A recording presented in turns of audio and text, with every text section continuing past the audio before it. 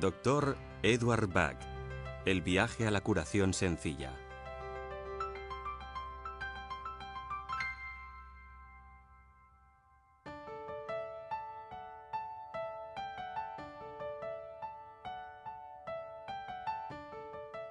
El descubrimiento casual de una flor cerca de un manantial de montaña en Gales marcaría el comienzo de un viaje para uno de los pensadores más imaginativos de nuestro tiempo, Edward Bach, un doctor entregado y apasionado que dio la espalda a la medicina ortodoxa y empezó a investigar el poder curativo de la naturaleza para tratar las enfermedades. El Dr. Bach fue un respetado doctor, bacteriólogo y patólogo en el Londres de principios del siglo XX. Según sus teorías, las emociones están relacionadas con los trastornos físicos.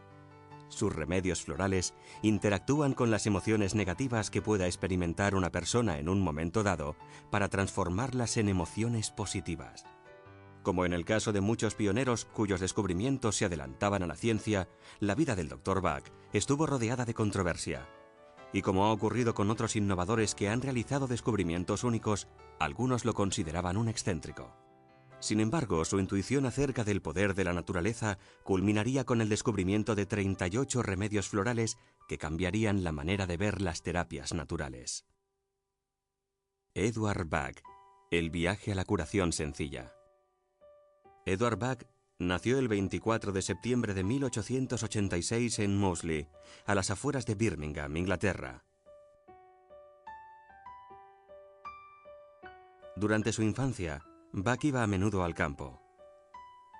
Era un muchacho intuitivo, muy sensible a su entorno, y le encantaba pasear entre los árboles, los pájaros y las flores silvestres. Sin embargo, la belleza natural del campo contrastaba enormemente con la ciudad de Birmingham, enclave fabril que se consideraba la cuna de la revolución industrial. Tras terminar su formación escolar, Bach empezó a trabajar en la fundición de latón de su padre. Había descartado sus sueños infantiles de ser doctor, pues veía que no podía pedir a sus padres que costeasen los estudios de medicina.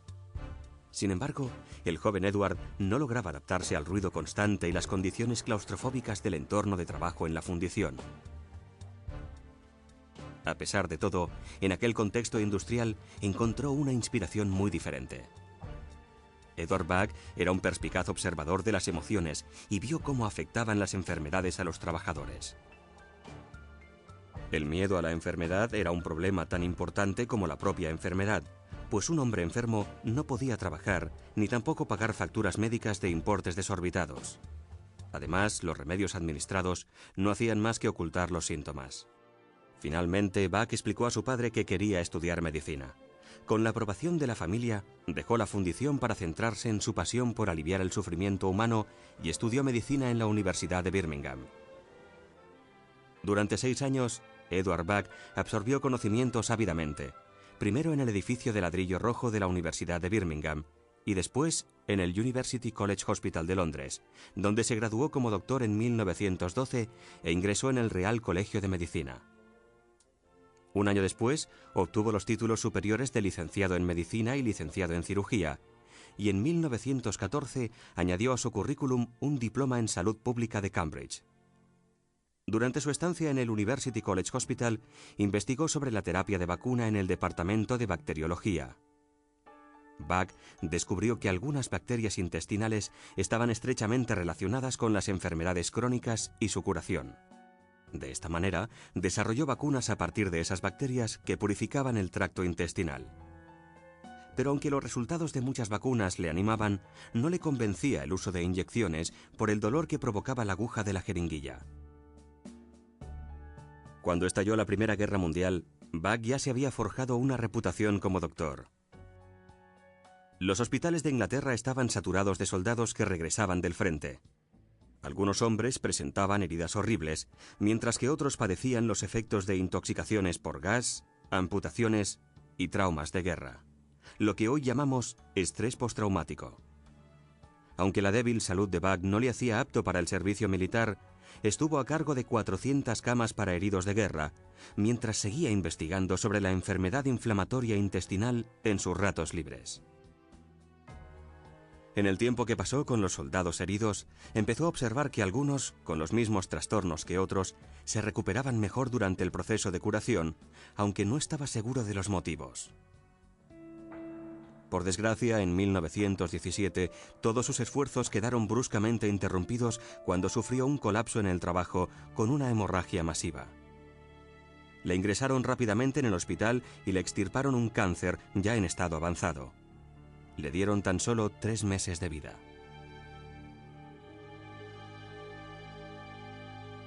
Pero para el tenaz Dr. Bach aún quedaba mucho trabajo por hacer, pues creía que todavía no había profundizado lo suficiente en su investigación. Aunque todavía estaba muy débil y apenas podía caminar, regresó a su laboratorio dispuesto a hacer todo lo que pudiese en el poco tiempo de que disponía. Su determinación le dio fuerzas renovadas, desafiando todos los pronósticos y sorprendiendo a sus colegas.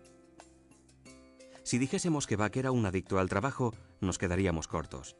Trabajaba tantas horas que su ventana en el hospital se conocía como la luz que nunca se apaga.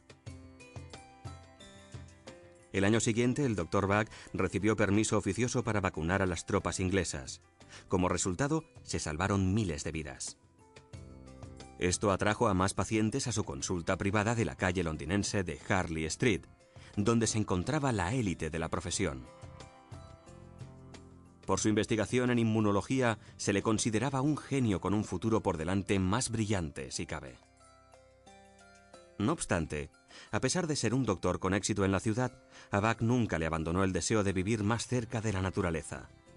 Al parecer paseaba hasta un pequeño parque de Londres y se sentaba allí para contemplar y escuchar la naturaleza en medio del bullicio de la ciudad.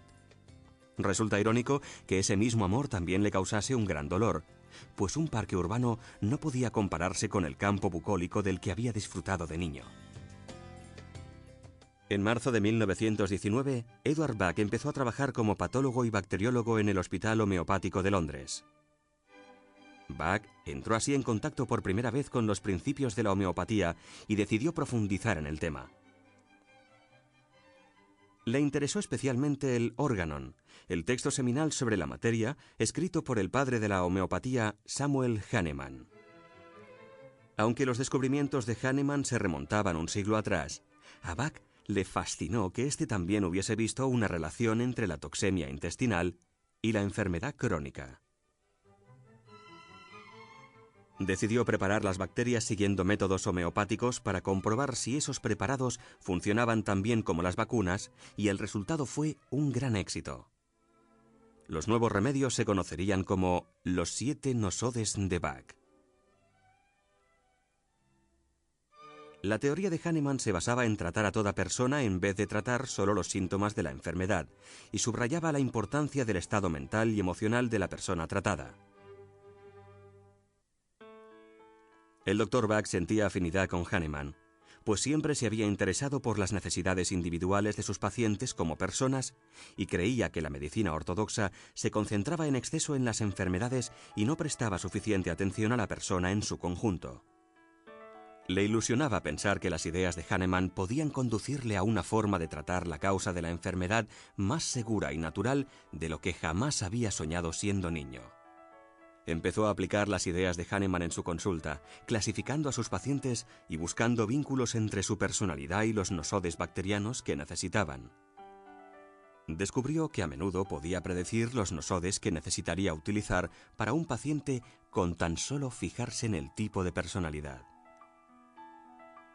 En 1922, el Dr. Bach decidió dejar su trabajo en el Hospital Homeopático de Londres para concentrarse en su investigación, aunque siguió recibiendo y tratando pacientes en su consulta de Londres. Abrió un gran laboratorio en Park Crescent, donde conoció a la radiógrafa Nora Weeks. Ella también encontraba fascinante la perspectiva de curación mediante terapias naturales y creía firmemente en la dirección que estaba tomando la investigación de Bach.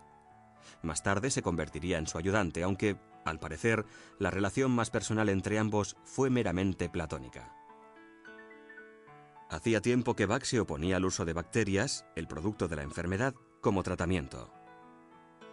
quería encontrar un equivalente puro y natural a los 7 nosodes bacterianos que había descubierto previamente, por lo que empezó a experimentar con plantas que pudiesen reproducir sus efectos. Bach había dejado de ser un médico tradicional para convertirse en un terapeuta holístico. Según las normas de la época, cuando se suponía que los doctores debían ser más bien reservados y distantes, Eduard Bach era un hombre poco convencional. No era extraño verle unirse a los conciertos espontáneos que surgían en los pubs o invitar alguna copa a los parroquianos. Se sentaba en el bar y observaba cómo se comportaba la gente, algo que siempre le fascinó. A pesar de este carácter sociable, era reacio a los acontecimientos formales. En una cena que se celebraba en un gran salón de banquetes, para paliar su aburrimiento, empezó a examinar los rostros, gestos y modales de los invitados. Empezó a considerar cómo podría agrupar esas personalidades y tipos emocionales. Y se preguntó si las personas con tipos parecidos de personalidad y de emociones padecerían las mismas enfermedades. De repente su intuición le dijo que esas personas podrían padecer cualquier tipo de enfermedad, pero que la forma en que reaccionarían a dicha enfermedad podía categorizarse. Se dio cuenta de que la respuesta a la enfermedad no radicaba en curar solo las enfermedades crónicas, sino que debía consistir en buscar un tratamiento para las emociones y los estados de ánimo negativos, que eran los primeros responsables de la falta de salud. Basándose en estas ideas, categorizó varios estados emocionales y pudo ver que se necesitarían más. Estaba decidido a dedicar el resto de su vida a este nuevo sistema de medicina que la naturaleza podía proporcionar, algo de lo que estaba convencido. La búsqueda de estos nuevos remedios, más sencillos y más naturales, llevó al Dr. Bach a la campiña de Gales.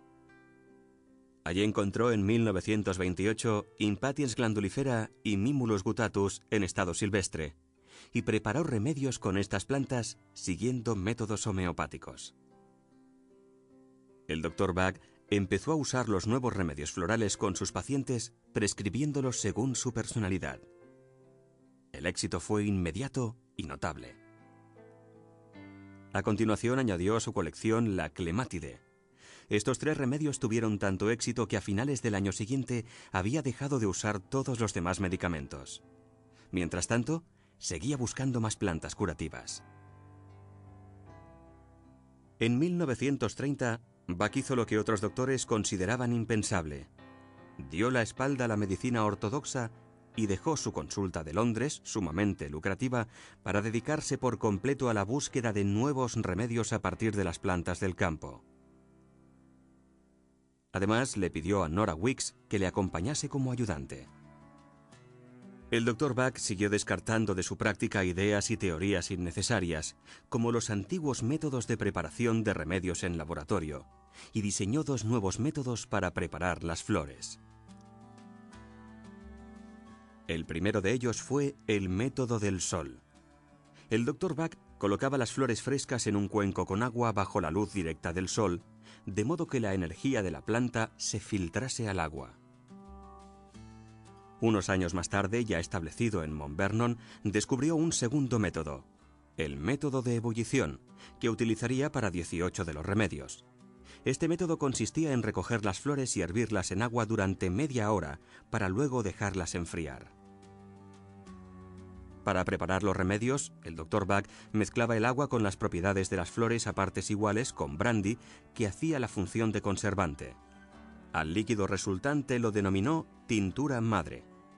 Luego preparaba botellitas de concentrado diluyendo 2 gotas de tintura madre en 30 mililitros de brandy. De 1930 a 1934, el Dr. Bach y Nora viajaron por los rincones más remotos de Inglaterra y Gales preparando y probando remedios a partir de numerosas plantas. Experimentaron usando estos preparados con sus pacientes. Con el tiempo, creó 19 remedios. La mayoría de ellos se elaboraron a partir de flores, con la excepción del Rock Water, que se creó en 1933 con agua de un manantial olvidado. En un par de casos, Olive y Vine, Escribió a amigos de Suiza y de Italia para pedirles que preparasen los remedios siguiendo sus instrucciones a fin de probarlos con sus pacientes. Uno de sus destinos rurales favoritos era Cromer, una población de la costa este de Inglaterra. Le gustaba observar la dinámica entre los turistas relajados y los locales que seguían el ritmo de su vida cotidiana. Las observaciones realizadas por Bach en este tranquilo entorno reforzaron sus teorías sobre los diferentes tipos de personalidades. Mientras que todos los habitantes de la población se enfrentaban a retos cotidianos similares, las reacciones de las personas ante una situación dada eran muy individuales. Fue durante su estancia en Cromer cuando el Dr. Bach descubrió muchos de los primeros remedios: Agrimory, Chicory, Verben, Centaury, Cerato, Scleranthus y Oak. También fue ahí donde una emergencia marítima puso a prueba el trabajo de Bach. El 14 de diciembre de 1933, una feroz tormenta azotaba el mar. Se dispusieron barcos de salvamento para rescatar a 2 pescadores de la barcaza naufragada The Sepoy. Los barcos intentaron zarpar durante 6 horas, pero el mar estaba demasiado agitado. Finalmente, un barco de salvamento logró colocarse junto a la proa de la barcaza y rescató a uno de los pescadores que se había atado al mástil. Expulsaba espuma por la boca, deliraba y se pensó que no sobreviviría. De hecho, quienes lo rescataron creyeron que se trataba de una muerte segura. Cuando llegaron a tierra firme, el Dr. Bach insistió en intentar salvar la vida del pescador y humedeció los labios del hombre con una combinación de remedios a la que se refirió como Rescue Remedy. Según cuentan, instantes después, el hombre se incorporó y pidió un cigarrillo, tras lo cual lo llevaron al hospital local. En este punto de la vida de Bach, los remedios florales empezaban a hacerse famosos gracias al boca a boca. Había publicado varios artículos y libros sobre el poder curativo y la eficacia de los remedios. Pero la profesión médica se mostraba reticente a aceptar sus ideas. También anunciaba sus remedios en los periódicos, algo que el Consejo Médico General desaprobaba enérgicamente. Durante los 4 años siguientes, se le amenazó en repetidas ocasiones con tachar su nombre del registro médico. Finalmente, Bach se desquitó escribiendo una carta al Consejo en la que sostenía que ya no se consideraba doctor, sino herborista. En una carta posterior, rescindió su asociación con la medicina ortodoxa para no volver a saber nada del Consejo Médico General nunca más. Después de años de viajes, el Dr. Bach y su ayudante Nora consideraron que había llegado el momento de establecer un centro donde poder continuar preparando sus remedios. Alquilaron una casa de campo victoriana, Mount Vernon, en el tranquilo pueblo de Shotwell, en el condado inglés de Oxfordshire. Su buen amigo Victor Bullen, un constructor de Cromer, se les uniría más tarde para ayudarles en su labor. Bach tuvo una grata sorpresa al comprobar que casi todas las plantas curativas crecían en un radio de 1,5 a 3 kilómetros de su nuevo hogar. Para entonces ya había gastado todos los ahorros que le quedaban de la consulta de Londres. No tenía mucho dinero para amueblar la casa, así que recogió madera y fabricó sus propios muebles, que aún se conservan hoy en día en Mount Vernon. Aunque su economía no era precisamente boyante, el Dr. Bach no cobraba por sus servicios ni sus remedios. Consideraba que la salud era un derecho de toda persona y sus remedios no eran más que una prolongación natural de la curación. Resulta paradójico que las visitas gratuitas incomodasen a los propios pacientes. Muchos no regresaban para una segunda visita porque sentían que se estaban aprovechando de su bondad. Así que el Dr. Bach decidió cobrar el tratamiento para que los pacientes sintiesen que no solo recibían, sino que también daban algo a cambio. La fama de los remedios empezó a extenderse. Bach conocía a la familia Nelson, los propietarios de la farmacia homeopática más antigua de Europa. De vez en cuando viajaba a Londres para entregar sus tinturas madre en esta y otras 2 farmacias. Bach también seguía tratando a los pacientes que acudían a verle a Mount Vernon. En esta época, él mismo padeció estados de ánimo negativos para los que aún no tenía remedio. Así descubrió los 19 remedios finales, buscando plantas para tratar sus propias dolencias. El sueño del Dr. Edward Bach de crear un sistema basado en la naturaleza como catalizadora para conseguir un buen estado de salud se había hecho realidad. Y lo más importante para él, el nuevo sistema de remedios era seguro, eficaz y sobre todo, sencillo de usar. El Dr. Bach dio un último golpe de efecto. Quemó casi todas las notas sobre sus estudios de casos y sus hallazgos. Veía el sistema completo como un regalo de la naturaleza. Quería que la gente lo viese y lo juzgase tal como era, sin distraerse con teorías y especulaciones. De esta manera escribió: «No hace falta ciencia ni conocimiento. Obtendrán mayor beneficio de este regalo enviado por Dios quienes lo mantengan tan puro como es, libre de ciencia, libre de teorías, pues en la naturaleza todo es sencillo». El Dr. Bach trató con sus remedios a muchas personas de forma satisfactoria. En septiembre de 1936 planificó una gira de conferencias, pero la tensión de toda una vida de duro trabajo empezaba a pasarle factura y solo pudo pronunciar una conferencia antes de caer gravemente enfermo por segunda vez en su vida. A la edad de 50 años, con sus sueños cumplidos, este hombre excepcional murió en paz mientras dormía. Fue enterrado en el cementerio del pueblo, muy cerca de Mount Vernon, y en su lápida se grabó la siguiente inscripción: «Velad porque siga vivo siempre». Ciertamente, a través de sus remedios, lo está. El Dr. Bach dejó su trabajo en manos de sus amigos Nora Weeks y Victor Bullen. En 1958 recaudaron fondos para comprar Mount Vernon, ahora más conocido como la sede del Centro Bach, y lo cedieron a una fundación. Tras la muerte de Nora en 1978, la fundación quedó a cargo de sus socios John Ramsell y Nicky Murray, y luego de John y su hija Judy Ramsell Howard tras la jubilación de Nicky. En 1989, John fundó una fundación benéfica a la que transfirió la propiedad de Mount Vernon, de modo que la casa y el jardín quedasen protegidos para siempre. Hoy en día, el Centro Bach es el eje de un programa mundial de formación. Profesionales de todo el mundo se inscriben aquí y prometen trabajar de acuerdo con los métodos originales establecidos por el propio Dr. Bach.